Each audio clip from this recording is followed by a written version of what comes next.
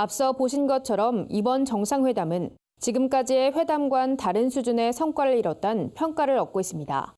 하지만 관심을 모았던 북한 인권 문제가 선언문에 명시되지 않은 점은 아쉬운 대목으로 남았는데요. 북한 인권 전문가들은 앞으로의 회담에선 인권 문제가 다뤄지도록 한국교회가 목소리를 내야 한다고 강조했습니다. 윤인경 기자가 전해드립니다. 완전한 비핵화와 종전 선언이 명시된 4.27 판문점 선언. 문재인 대통령과 김정은 국무위원장이 공동 합의문을 발표하자 국내외에선 환영의 메시지가 쏟아졌습니다. 획기적인 성과를 낸 역사적 회담이었단 긍정적 평가도 잇따랐습니다. 전문가들 역시 전반적으로 이번 회담을 높이 평가했습니다. 비핵화 문제를 조금은 또렷하지 못하고 느슨하게 문장화했다. 이런 점에서 아쉬움이 있지만 그것은 북미 정상회담으로 넘기려는 미국과 북한에 대한 배려로 보고 일단 종전선언이라든지 이산가족 상보이라든지 이런 문제에 대해서 상당히 관심을 돌린 것은 아주 환영하고 있습니다. 하지만 일각에선 이번 회담에서 북한 인권 문제가 거론되지 않은 데 대한 아쉬움을 나타내기도 했습니다.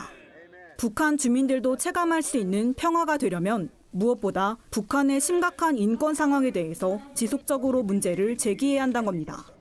문재인 대통령이 인권 변호사로서 또 강경화 외교부 장관과 같은 국제인권 수장격이었던 분들이 이러한 남북 정상회담의 스텝으로 참여하셨는데 아쉬웠던 점은 바로 북한 인권의 문제에 대해서 아무런 이야기가 없었다는 것입니다.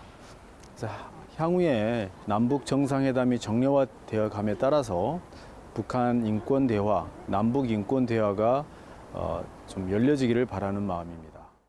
한국교회는 한반도 평화 정착을 위해 힘을 보탤 것을 다짐했습니다. 남북 정상회담 다음 날 전국에서 모인 1000여 명의 탈북 기독인들은 남북의 평화와 복음 통일을 위해 북한 주민들의 평안을 위해 뜨겁게 기도했습니다. 이런 정치적 통일도 막 보여주는데 우리 한국교회가 이럴 때 뭘 해야 되겠습니까? 복음입니다. 복음을 위해서 죽기로 각오하고 저 북한 동포들에게 이 하나님의 진리의 복음을 증거하는 한국교회가 된다면은 정말 하나님 안에서 우리 이 민족이 하나가 되는 그날이 더 빨리 앞당겨질 것으로 저는 예상을 합니다. 한반도의 봄을 불러온 남북 정상회담. 진정한 평화를 위해 북한 인권 문제가 해결되길 모두가 한마음으로 기대하고 있습니다. 구티비 뉴스 윤인경입니다.